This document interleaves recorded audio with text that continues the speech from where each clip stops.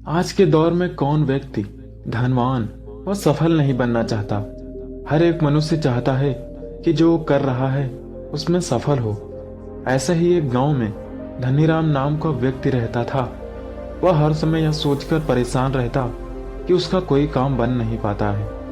जो वो अपनी जिंदगी में बनना चाहता है वो बन ही नहीं पा रहा है, और अपनी जिंदगी में कुछ बड़ा करना चाहता तो उसके आसपास के लोग उसे बोलते रहते कि नहीं कर पाओगे, यह असंभव है। जिससे वह कुछ दिनों तक काम करता, फिर उसे लगता कि यह मैं नहीं कर पाऊंगा और उसे छोड़ देता।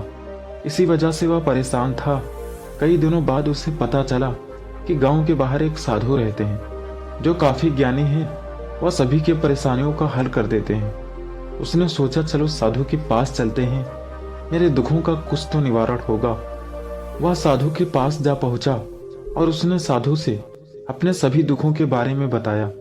साधु ने कहा, मैं आपको एक ऐसी कहानी सुनाऊंगा जिसमें आपके सभी दुखों का उत्तर है और आपकी सभी परेशानियों का हल इस कहानी में है।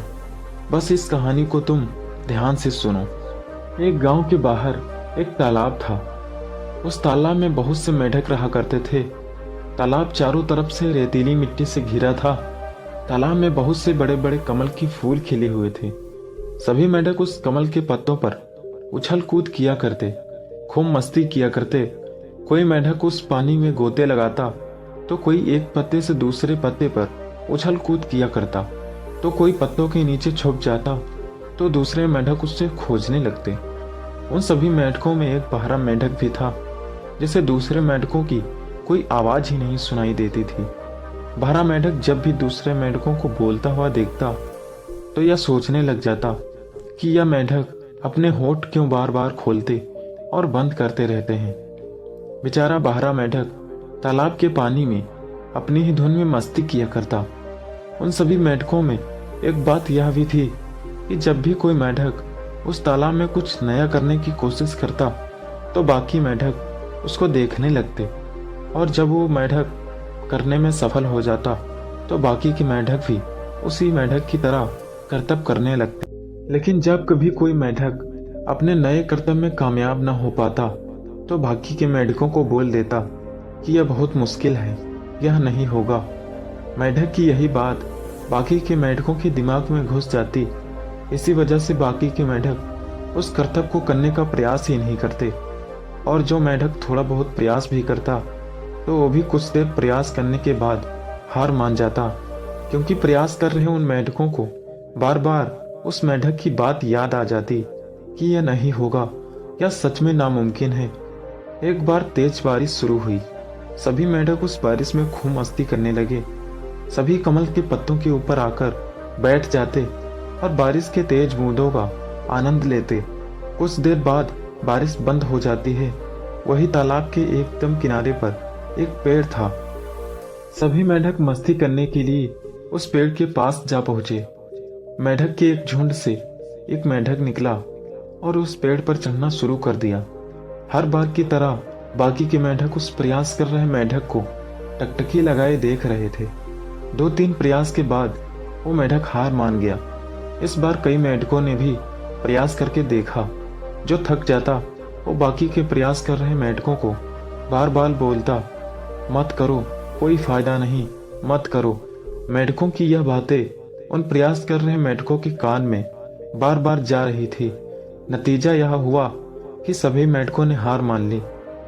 अब इतने में वो बहरा मेंढक उन सभी को पेड़ पर चढ़ता देखकर तुरंत वहां पहुंचा। बहरा मेंढक भी पेड़ पर चढ़ना शुरू कर दिया। बहरा मेंढक को पेड़ पर बार बार प्रयास करता देख बाकी के मेंढक उसे बोलने लगे कि मत करो, कोई फायदा नहीं, हम सब इतना प्रयास करके नहीं चढ़ पाए, तो अब तुम क्यों पागल हो रहे हो। हर मेंढक उस काने मेंढक को यही बात बार बार बोलते जा रहे थे।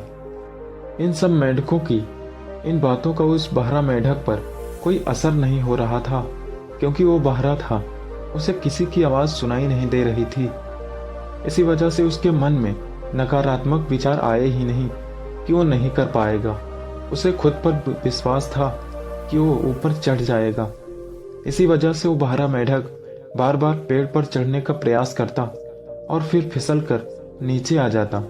कभी कभी तो बहरा मेंढक काफी ऊपर तक चढ़ जाता, लेकिन फिर फिसल जाता। इधर बहरा मेंढक के इस अथक प्रयास को देखते हुए बाकी के मेंढक उस पर हंसने लगे और मजाक उड़ाने लगे। सभी मेंढक धीरे धीरे करके वहां से चले गए और अपनी मस्ती करने लगे। इधर वो बहरा मेंढक हार नहीं मान रहा था, क्योंकि उसको खुद पर पूरा यकीन था कि उस पेड़ पर चढ़ सकता है। बहरा मेंढक प्रयास करते हुए बार बार सोचता कि अगर इतना ऊपर तक चढ़ पा रहा हूं तो एक ना एक बार में वहां तक पहुंच ही जाऊंगा। बस थोड़ा प्रयास और कर लूं। बस अब उस बहरा मेंढक की बातें उसको पेड़ पर चढ़ने के लिए प्रेरित करती रही। कुछ देर बाद बहरा मेंढक अपने सचमुच अथक प्रयास से उस पेड़ पर आखिरकार चढ़ ही जाता है। शिखर पर पहुंचते ही बहरा मेंढक की खुशी का मानो ठिकाना ही नहीं रहता। बहरा मेंढक अपनी बाहें फैलाता हुआ जोर से चिल्लाता है, यह मैंने कर दिखाया। यह बोलता हुआ बहरा मेंढक जब नीचे देखता है तो बाकी सभी मेंढक उसे आंखें फाड़ फाड़ कर देख रहे होते हैं। इधर बहरा मेंढक को पेड़ पर चढ़ता देख सभी मेंढकों की आंखें फटी की फटी रह गई और मुंह खुला रह गया। सभी मेंढकों को मानो सांप सूंघ गया हो। दृश्य सच में रोंगटे खड़े कर देने वाला था। सभी मेंढक बस एक टक उस बहरा मेंढक की ओर ही देख रहे थे। किसी को यकीन ही नहीं हो रहा था कि यह इसने कर दिखाया। अब सभी मेंढक बोलने लगे कि यह कैसे हुआ, आखिरकार कैसे इसने असंभव काम को संभव कर दिखाया। हम लोग तो चढ़ ही नहीं पाए। फिर सब मेंढकों को समझ आता है कि शायद हमने ठीक से प्रयास ही नहीं किया। कुछ देर प्रयास करने के बाद ही हार मान ली। बस फिर क्या था, सभी मेंढक उस पेड़ की तरफ दौड़ पड़े और पेड़ पर चढ़ने का प्रयास करने लगे। देखते ही देखते सभी मेंढक अपने अथक प्रयास से उस पेड़ पर चढ़ गए, क्योंकि इस बार उन मेंढकों को कोई कहने वाला नहीं था कि यह नामुमकिन है, यह नहीं कर पाओगे। तो देखा कैसा एक बहरा मेंढक अपने अथक प्रयास, विश्वास और बुलंद हौसलों की बदौलत पेड़ पर चढ़ ही गया। तो इस कहानी से हमें यह सीख मिलती है कि असंभव कुछ भी नहीं। अपने अथक मेहनत, दृढ़ विश्वास और बार बार कोशिश से एक दिन सफलता आपके कदम चूमती है।